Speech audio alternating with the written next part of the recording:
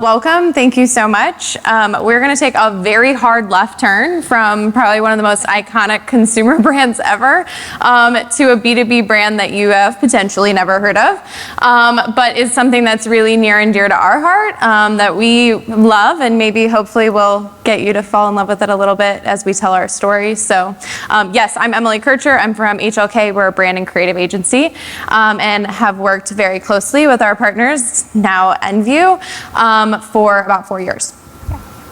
And I'm Becca Mahan, and I'm really excited to be here with this room of branding experts and to really share this multifaceted journey and transformation that we went through from Bear to Envu. And so I've worked on the client side and the agency side and can truly say that this was a once in a career opportunity to have this experience and to make this change.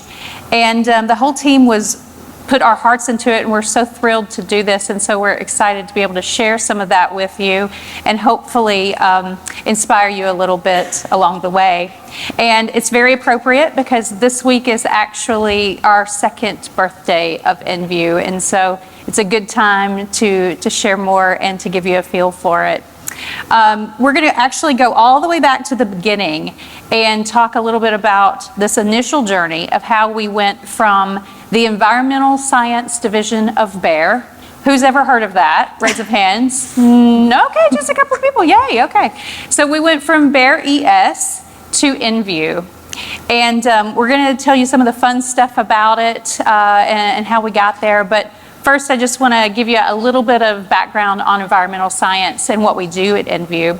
So we serve customers across 8 diverse business segments who are all protecting the environments where we all live, work, and play. So that's in things like pest management, who loves cockroaches and rodents, mosquito management, golf or turf management, lawn and landscapes, ornamentals, forestry, range and pasture, and industrial vegetation management. So a lot of very diverse business segments. And our solutions range from chemistry to technology, and all of those are meant to really support and to really protect the environments where we all live and work. And our customers in each of those segments really see themselves as guardians.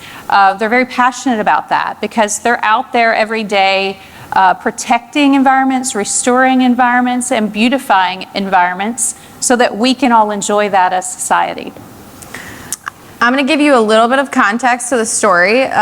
So Bayer announced in late 2021 their intention to divest this business. Divesting this business could look like a lot of different things. It could be a competitive buyer. It could be private equity. We pretty quickly realized it was going to be private equity. And because of that, that meant that Bayer had to make sure that this was going to be a stand-up, standalone company. So it's ready to go right as the sale closes. That company is ready to operate on its own. And so the request from a lot of stakeholders came in. The obvious request, a very logistics-driven goal, we need a name. I have to put a name on the thing when it goes from this to this, and once I have that name, I'll be good to go. For anybody in the room who's been through a naming exercise, that's not really how it works. And for us, it's not that simple. We truly believe that a name is only a name once you ascribe meaning to it. And we've got to figure out a way to build a story and not just try to put a word on a legal document. Yeah, so one of the first things that we did as a marketing team was try to just reframe the focus and reframe that ask to say, no, what we really need is a brand. And the focus should be more about the story than just the name itself, because that's only a vessel to tell that story. And so we were also dealing with some leadership challenges that was maybe way oversimplifying this process, as Emily was saying. So they even came to us and said, hey, let's just go out to dinner, get some bottles of wine, sit around the table, and we'll just name this thing, So who's ever had that experience? Who thinks it's that easy in the room? Okay, so that's what we were kind of dealing with as well throughout this process. Yeah, I think that naming is also one of those things that is so subjective. Everyone has an opinion, everyone thinks it's easy, but if you've ever sat on a call with your linguistics person or your legal person, you know that you're getting in way over your head if you think you're just gonna sit around and pop out a word and that'll be that. So we really focused on the story. We asked all of our stakeholders to take a step back and focus first on positioning the company and think really hard about what the vision could be. So one of the things that's really interesting about us is our size and what we were dealing with. Yeah, so we had some unique challenges with this situation, specifically with naming and the identity, and different from maybe some of the typical naming of, say, a new brand or a new product or a new company, even a startup company. And that's that all of that we just mentioned is new. And this company that we were naming on day one would be the global category leader. So we were in 150 countries. We had over 200 product brands across those 8 segments. And we had over 1,000 employees in the organization who most of them had been under that Bayer umbrella for a long time, a long part of their career, and that's a 160-plus-year-old brand. So there's a lot of affinity to that and a lot of attraction to that, and I can say that myself. It was hard to leave that brand. So that really gave us the challenge that we don't just need a name, we really have all of these precious assets. And we need to find a home for them, and we need to have something they can stand behind. And what we really needed for all of those assets was a good story. So we started building the story, and very quickly that core differentiator continued to come up to the top of the surface. As Becca said, on day one, you're launching a new brand, a new company, but you are the category leader. So it's almost sort of odd because when you launch a new company, sometimes you're coming in as the challenger brand, you're gonna challenge convention, maybe you're a startup, you're gonna kind of fight what's happening in the category. Now we're launching a new brand, but we're the category leader. And so the way we tried to play into that was really think about ourselves as coming in and saying, yes, we can lead, we can have a vision, but we're also going to challenge the way that we think about the industry. So historically, all of our competitors, and at the time when we were Bayer, we were part of a ton of competitors who basically environmental science is like a section of their company. And what they'll do is the core of their business is often agriculture. They'll take those products and sell them over on environmental science. So a lot of times our customers feel left behind. Nobody feels like they're really focused in the category. So we said, let's go out into the world and let's not just say that we're an environmental science company and try to define ourselves as that. Let's really say we're an environmental future company. We can pair sort of our leadership and our history and our experience with the vision of something new and say that we're actually going to state what we think the vision for the future of this industry is, what it means for all of our customers to work towards something that's, by the way, a huge, complicated category of challenges. And we're going to set the vision for the future of our industry and really drive towards that relentlessly. And that environmental visionary positioning informed everything from there. Yeah. So our positioning was really, again, built on this differentiation, and it allowed us to really set the vision for the company and then to say to our customers, hey, together, we see a future where our greatest works will flourish. And greatest works is kind of an interesting phrase because normally we would see greatest works as greatest works of art. That's what immediately comes to mind. And we wanted to sort of instill that idea that our environments are the greatest works and that Envu sees the greatest works around us, where we live, where we work, where we play, as critical, really critical to our future, and that we're protecting that. And so that story really became the jumping off point of all of our identity, naming, branding, and that it kind of was the most important thing, the core of this entire process. We came back to that time and time again, but we did start the naming process. One thing that we did in this naming process, we do a lot, especially when you're under a really tight time frame, like I think we had maybe 4 or 5 months to completely launch a global company. But one of the things we love to do is really build name and design in tandem. because we don't feel like a name just in black and white really does anything for you. Again, it's a vessel. A name is only great the meaning that you ascribe to it. So the naming process was quite a journey. There were things that we loved that lawyers killed, and they killed me inside. And there were times where they really challenged us to go back to the drawing board, but there were also things that maybe we held on to that we realized we don't love that. We don't feel like that can tell the story. And so it was very much a journey of figuring out what is going to be the best way to tell the story of who we are. Yeah. So again, when I look at Envu, it seems totally obvious to me based on what we've just told you, the positioning, the story, but it was not obvious at the time. It was not clear, and part of that is what Emily was just saying. It's when you see it on black and white and on paper, it doesn't always land. It doesn't always feel right. The design can really impact the name, either for the good or bad, and a name can really be flat without the design. And so again, HLK made a really great decision in choosing to put those two together and drive those two processes at the same time. And I think that would be our advice to you today, is if you have the luxury of time to do that, it is a much more fruitful process. One thing we always warn our clients, and we had to warn a lot of the stakeholders at the table, was do not expect love at first sight. Love at first sight does not exist in the naming process.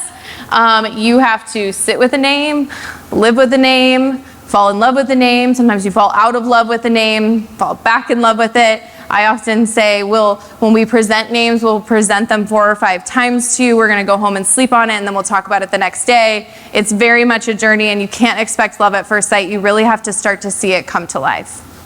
Yeah. And when we saw Envu come to life, that's when that love really started to form. It's not something that happened overnight. We can have gut reactions to that creative product, but again, you kind of need to go home and sleep on it, and you need to encourage your stakeholders to really think about the big picture, think about the naming process overall and the story behind it rather than just the word itself. So really encouraging and aligning on the bigger story than just the word. One of the things that our stakeholders really struggled with was, and I could show you, which I was kind of jealous at the Illyria presentation. I was like, oh, we should show you all the category conventions. This category is full of landscapes of green and blue. So you can imagine everyone's reaction when we showed them a purple and pink logo. They were like, we are an environmental company, and you're telling us that the way you got to this name is an environmental visionary. And then we have this, and we really leaned into that. We're like, you can be of nature and not play into the convention. So actually what you're seeing here is it's inspired by sunrise and sunset. It's inspired by the idea of a horizon line, which is so critical, core to how we think about the nature and the greatest works around us, without being a green logo that looks like the landscape that you see. Yep. So I'll break down the logo a little bit more for you. Again, the name was derived from that positioning of environmental visionary. And so we wanted the visual identity to speak to that as well. So hopefully you can see here, it's speaking to a point of view toward the future. It's looking through that aperture in the E to focus, to hone in on what we do as a dedicated company. One of the things I really love, and Emily was just saying, it's the subtle references to nature in that horizon line and in that beautiful gradient that's reminiscent of a sunrise, and the symbol that brings to a new company or a relaunching company around opportunity and change with that new day. So those were really strong concepts that I just love. And the other thing that is very strong here is the E icon. It kind of anchors the whole word mark and gives it a lot of strength. I'm laughing at Shelby back here, who's the creative officer, who's, this is her baby, and she's shining with pride. So, but that E really follows through to all of the product branding and the brand architecture, which you'll see next. So now that we had a name, a story, an identity, most of our internal stakeholders were super happy, and they're like, yes, let's go. We still have 2 weeks. And we realized that there was still a step to go, and that was in defining the brand architecture and taking a hard look at how we could strategically go to market with this brand. And we looked at several different strategies, and we quickly realized that a house of brand strategy was not going to work for us because, like I said, we had over 200 product brands, and we just don't have the marketing dollars or the sales team scale to really make that come to life successfully. So we ruled that out, and we landed on a branded house strategy. And that was meant to, build some awareness and recognition for the master brand at the top. It was meant to drive advocacy for the brand throughout our organization, and also to bring some consistency to our portfolio, which we were lacking in some cases. And so then after we landed on the master brand, we actually added another layer underneath for our 8 segment brands. And so, for example, Envu Professional Pest Management could be the segment brand, and it could continue to build awareness for that master brand throughout all of its activities, but customize and flexibly market and message to their customers in a more relevant way than just the master brand could. So we had it working, from top to bottom pretty well. Yeah, I mean, brand architecture can become like a really wonky conversation, but I feel like it's worth just noting this structurally changed their entire company. Their entire company became oriented around the 8 segments, and that's how they go to market. So that was a really important strategic shift, and it shows that I think branding isn't just about identity, it's about all of these other components. The fact that we wanted to go to market with this strategy drove that we needed that E icon in our design system. It wasn't gonna work unless we could figure out some sort of iconography component that would allow our product brands to go to market, which also meant that our product brands worked really hard bottom up because our products are well known in the market, but Envu is not, and they could support building the master brand overall. Going to market like this too, where it's very much all in service to the master brand, was huge change management within their organization, because that's not what it's not what you do. You want to just sell the product a lot of times, and that created a huge shift change in marketing that I think was really compelling and helped us build the brand to what it is today. And it streamlined the entire design system, which would be a long, I could do a whole presentation on brand architecture. But then we launched it with a brand platform of Be a Force with Nature. This drives all of our marketing today, and the idea that as an environmental visionary, we recognize that society and nature are in a constant tug and pull, and our job is to work within those things together. Yeah. So you'll see here, we had the identity, the story, the name, and the Envu brand has really had an incredible impact on our now standalone company.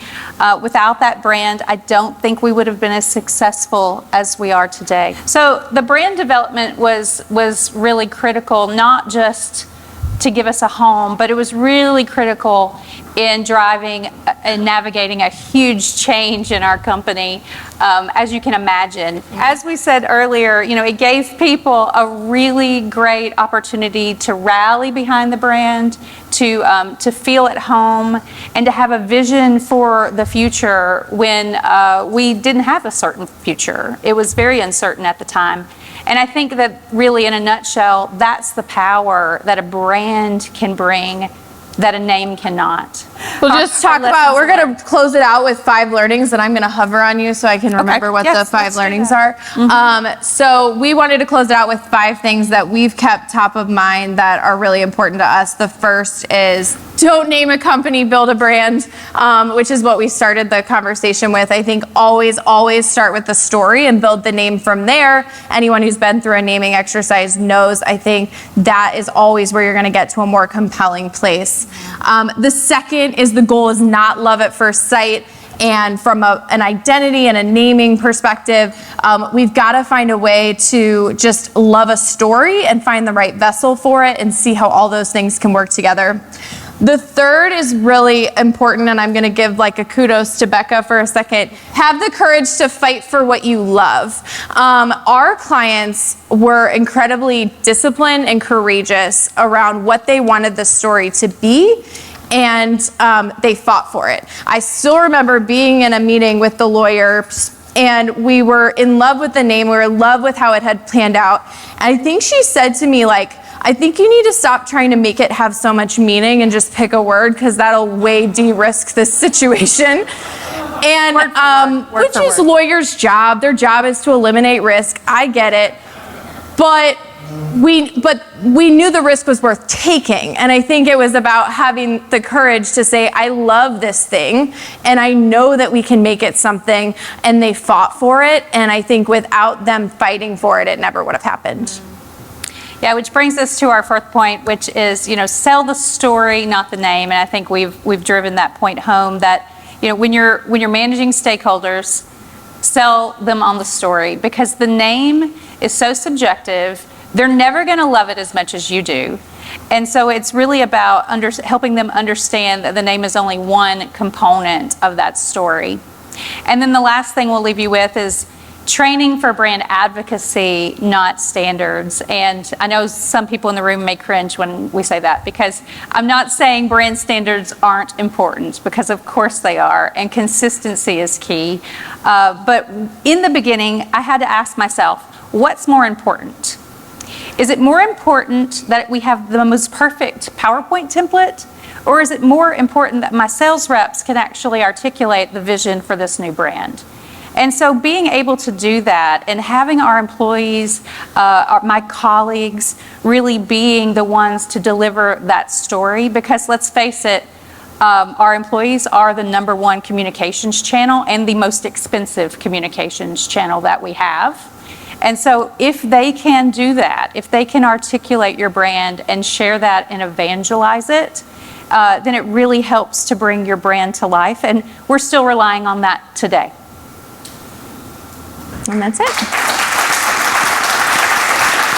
I'm just super curious how you managed to push through a 4-letter name, global trademark.